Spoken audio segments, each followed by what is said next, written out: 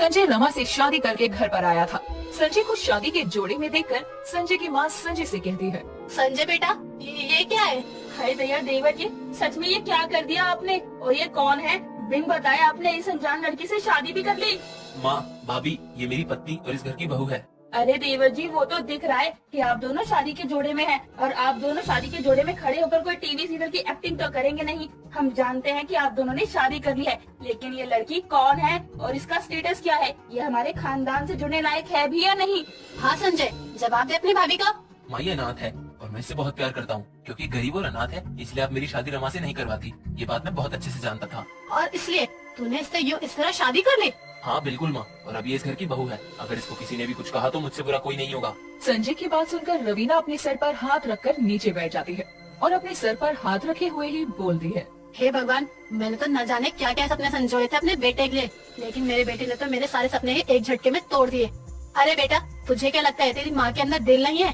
तेरी माँ के अंदर भी दिल है बेटा। अरे एक बार मुझे बोल कर तो देखता, तो मैं तेरी शादी खुद ही इस लड़की से करवाती। कम से कम मुझे समाज ये तो नहीं बोलता कि देख तेरे बेटा खुद ही तेरे लिए बहू ले आया। रवीना ये सब बोल ही रही थी कि तभी रमा अपनी सास के पास आती है और उसको उठाते हुए कहती है, मम्मी जी, मैं भले ही अनाथ हूँ, लेकिन माँ बाप की कदर क्या होती है ये मुझे बहुत अच्छे से पता है। मैं मम्मी पापा के प्यार के लिए भले ही तरसती रही हूँ, लेकिन अब मैं आपको ही अपनी माँ मानूंगी और अब से आप ही मेरी असली माँ हैं। ओह हेलो, दूर समझी, मेरी माँ जी से बिल्कुल दूर रहो। तुम्हें तो पता नहीं कहाँ कहाँ से आ जाते हैं। मम्मी जी देख लेना, ये आपको आपके बेटे से दूर कर देगी। रवीना रागिनी की बात का कोई जवाब नहीं देती, तो वहीं संजय अपनी पत्नी रमा को वहाँ से लेकर अपने कमरे में चला जाता है। ऐसे ही अगली सुबह जब सभी उठते हैं तो रमा अपनी सास के पास आती है और उससे बोलती है, मम्मी जी, आज मेरी पहली रसोई है, आज खाने में क्या बनाऊं? तेरी मर्जी है बहू, कुछ भी बना ले। क्योंकि रमा गरीब घर से थी, इसीलिए उसको अमीरों का रहन सहन नहीं पता था और जब वो अमीरों की रसोई में जाती है तब वो रसोई देखकर हिल जाती है और खुद से कहती है, हे भगवान, इतनी बड़ी रसोई तो बस मैंने टीवियों में ही देखी है, लेकिन यहाँ क्या चीज कहाँ रखी है मुझे कैसे पता चलेगा? क्या मम्मी जी से पूछना सही रहेगा? नहीं, दीदी से ही पूछ लेती हूँ, कहीं मम्मी जी ने डांट लगा दी तो दीदी से ही पूछना सही रहेगा। उसकी मदद रागिनी कर देगी, ये सोचकर वो अपनी जेठानी के पास जाती है और उससे बोलती है, दीदी क्या है, क्यों परेशान करने आई हो यहाँ पर? वो दीदी, मैं ये पूछने आई थी कि रसोई में क्या चीज कहाँ रखी है, एक बार आप बता देती तो।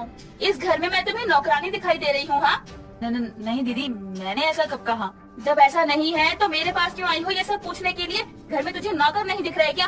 उफ, मैं भी कितनी पागल हूँ। तू तो गरीब भिखारी है और तुझे कैसे पता होगा हम अमीरों का रहन सहन? क्यों, सही कहा ना मैंने? बेचारी रमा अपनी नजरें झुकाए खड़ी रहती है और रागिनी उसका मजाक बना रही थी कि तभी वहाँ पर रवीना आ रही है और रागिनी को उसका मजाक बनाता हुआ देखकर रवीना रागिनी से कहती है, क्या हुआ रागिनी, तुम इसका इस तरह मजाक क्यों बना रही हो? अब माँ जी, इसका मजाक ना बनाऊं तो क्या ही करूँ? ये गवार कहीं भी मुझसे कुछ भी पूछने आ जाती है कि रसोई में क्या चीज कहाँ रखी है। इसको आप ही समझाओ कि यहाँ हमने नौकर रखे हुए हैं, इसलिए ये मुझसे ना पूछे।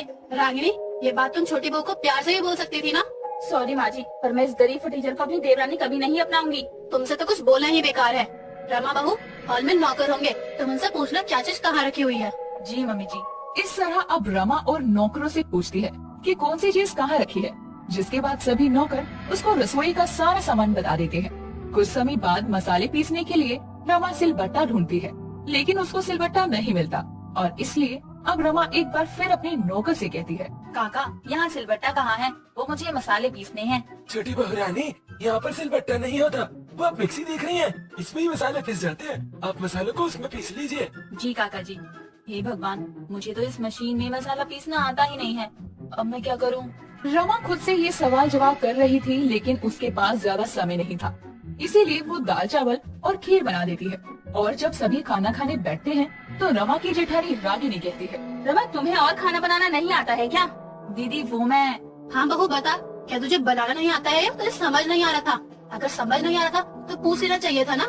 मम्मी जी, मैं तो आपसे पहले ही बोल रही थी कि इस भिखारी को अपनी बहू के रूप में मत अपनाओ, लेकिन आप हो कि जो मेरी बात को माना ही नहीं। मेरी छोटी बहू लगाए बैठी रहती हो बस। ये क्या बोल रही हैं भाभी आप? अरे रमा से जैसा हुआ जितना हुआ उसने वो किया, आखिर आप उसको ऐसा कैसे बोल सकती हैं?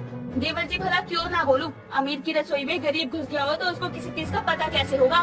बस बहुत हो गया, जहाँ मेरी पत्नी की इज्जत नहीं है वहाँ मैं अपनी पत्नी के साथ एक पल भी नहीं रह सकता हूँ। चलो रमा। नहीं संजय जी, हम इस घर को छोड़कर नहीं जाएंगे। मैं भले ही अनाथ हूँ, लेकिन मैं एक बेटी को उसकी माँ से अलग नहीं कर सकती। इतना बोलकर रमा अपनी आंखों में आंसू लिए अपने कमरे में चली जाती है।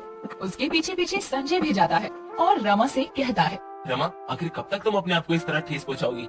संजय जी, मैं जानती हूँ यहाँ मुझे अपनाने वाला कोई नहीं है, लेकिन आप मेरा विश्वास कीजिए, मैं इस घर में सभी के दिल में जगह बना कर रहूंगी। जहाँ तक मैं जानती हूँ, मम्मी जी ने मुझे अपनी बहू का दर्जा दे ही दिया है। बस वो कभी कभी आपकी बड़ी बहू यानी दीदी की बात में आ जाती हैं।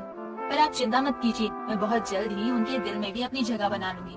लेकिन संजय जी, एक दिक्कत है। बोलो। संजय जी, मुझे अमीरों की रसोई के बारे में कुछ नहीं पता और न ही उनके खाने के बारे में, और मैं जानती हूँ कि सभी के दिल का रास्ता उनके पेट से होकर गुजरता है। तो इस हालात में मैं क्या करूँ? तुम चिंता क्यों करती हो? मैं हूँ ना, तुम्हारी मदद करूँगा। अब क्या था, संजय अपनी पत्नी की मदद करता है और अब उसको अमीरों की रसोई के बारे में सब बताता है। रमा, यह है चिमनी। जब हम खाना बनाते हैं तो इसको चालू कर देते हैं ताकि रसोई का सारा धुआं बाहर निकल जाए और घर में कोई सफोकेशन ना हो। यह है मिक्सी। इसको हम मसाले को पीसने के साथ जूस बनाने के उपयोग में भी लाते हैं, पर जूस बार अलग होता है। और यह है ओवन। इसको हम पिज्जा जैसी चीजें बनाने में इस्तेमाल करते हैं। संजय जी, ये सब तो पता चल गया, लेकिन अब मैं खाना कैसे बनाऊँ? अरे यूट्यूब है ना, उससे देखकर सब कुछ बना सकती हो तुम। अब क्या था, संजय रमा की मदद करता है और रमा सभी के लिए अच्छा सा खाना बनाती है। अब रमा को भी अमीरों की रसोई का इस्तेमाल करना आ गया था और अब जब सभी लोग रमा के हाथों का खाना खाते हैं तो रागिनी अपने मन में कहती है, ये इतना अच्छा खाना कैसे बना सकती है? अमीरों की रसोई में ये गरीब घुसकर खाना बनाना सीख ही गई। अरे वाह बहू, क्या खाना बनाया तूने। तूने तो मेरा दिल ही जीत लिया। रागनी बहू, सही कहा ना मैंने? हाँ हाँ, बिल्कुल सही कहा मम्मी जी आपने। रवीना के मुंह से तारीफ सुनकर रमा को काफी अच्छा लगता है। साथ ही अब रमा अपने ससुराल में सभी का दिल जीत लेती है, सिवाय अपनी जेठानी के, क्योंकि रमा खाना अच्छा बनाती थी, इसीलिए रागिनी उसे जलती थी। लेकिन जलने वालों का कर भी क्या सकते हैं, वो तो यूं ही जलते रहेंगे। पर रमा ने अपनी सास के दिल में अब जो जगह बनाई थी उसकी बात ही अलग थी। रमा अपने पति और ससुराल में खुशी से रहने लगी।